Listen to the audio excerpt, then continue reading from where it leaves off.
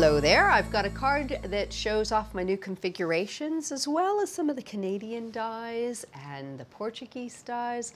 So we are just going to nip around back and forth to put a really nice card together for you. Okay, introducing everything to you, I've got the Montreal die set from the Canadian collection. I'll be using bits from the Toronto, also from the Canadian collection. The Lisbon out of the Portuguese collection. And the configurations, I have the elegant lace edger.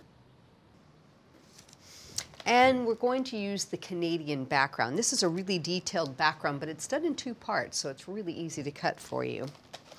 And our sentiment is from the Delightful Sentiments. This is a clear stamp set from Creative Expressions. Right, so I think I'll start with the background and show you how to cut this one first up. So, like I said, this is done in two pieces.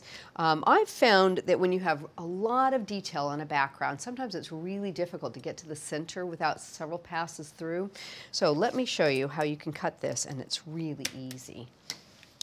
I'm going to pop it down on a piece of milk-colored card and just tape it into place here. I'm going to do the outside first.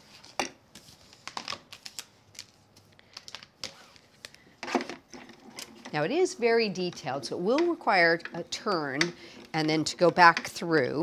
If you're using the junior plates, you can just turn it the other direction and pop it right through there. Let's check that. So it looks like we've got all our little bits there. Okay, so now what I'm going to do is put this one into place right in the center, and let's just line that up nice and straight. That looks good. But what I want to do is take this one away. And that will allow that centerpiece to get to, the rollers to get to it a lot easier. Okay, pick this up. I'm just going to nip under that and tape that down like that. There we go. Into place. Pop that into place. I love having the detail in the backgrounds, but sometimes you don't want to fight with them. So doing it this way makes it so much easier. Not to mention it gives you more options that you can do with your dies too. There we go. So now we've got all the little bits cut, and all you need to do is pop them out. Now I've already got one I've done ahead of time, so I'm not going to fuss with that, but it shows you how easy that is to cut. Put that back into place. Now the other thing that's really nice about this background is that it's done kind of in a grid, okay? So what I've done is I've gone ahead and I've just cut it along the pierced edges here to make a smaller square piece, okay? So I've put a piece of lavender card behind it, glued it all together, and I've got my background piece, some mounting foam on the back. So we're going to use that in a second. In the meantime, I've got 3 of the laced edges, the elegant laced edges here. So we're going to cut one more and finish that off. Pop that into place on a piece of milk card there. Run that through. These are nice. There's just so many different things you can do with them to create different shapes on your cards. They're perfect for making frames, obviously, but there's other things that you'll be able to do with them too. You'll find they're a really welcome addition to your die arsenal. Let's just pop that into place and get underneath there. There we go.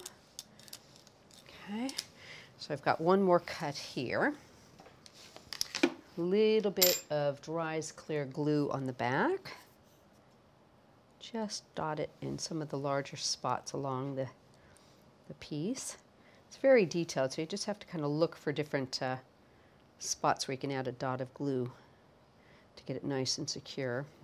Turn it around this way. Get that corner. Okay. So now I'm going to pop this right down in this corner for a tone-on-tone frame. Really pretty. There we go. Doesn't that look nice? So we've got a really nice addition that will just peek out from underneath our background. So I've got some mounting foam on the back here. Oop. Peel that off. Put that right down in the center. Really like the way that looks. And I've gone ahead and done a backing piece for it. A little bit of piercing around the edge, matting and layering, bringing that lavender card back in. There we go. Center that in the middle. Okay, so there's our base piece done. Now, using a combination of the Montreal and the Toronto, what I've done is I've cut out a decorative piece out of the card here, and I'm going to back it with the lavender card. So I'll use a little bit of glue.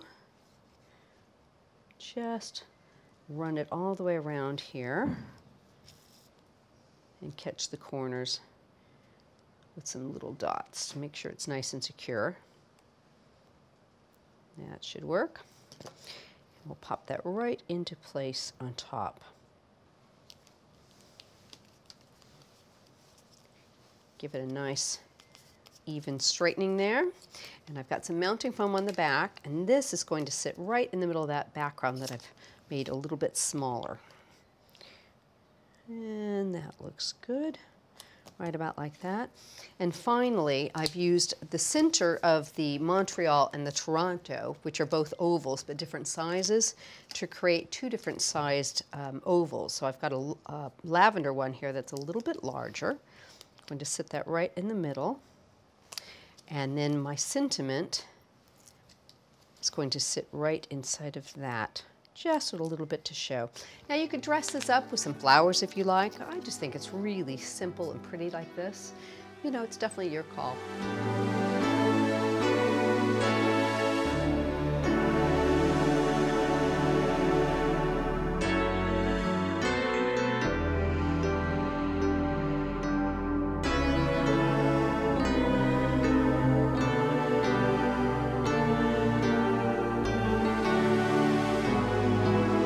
If you like this and you like to see some more of my cards, go ahead and check out my blog, which is www.partycraft.blogspot.com. Hope to see you there.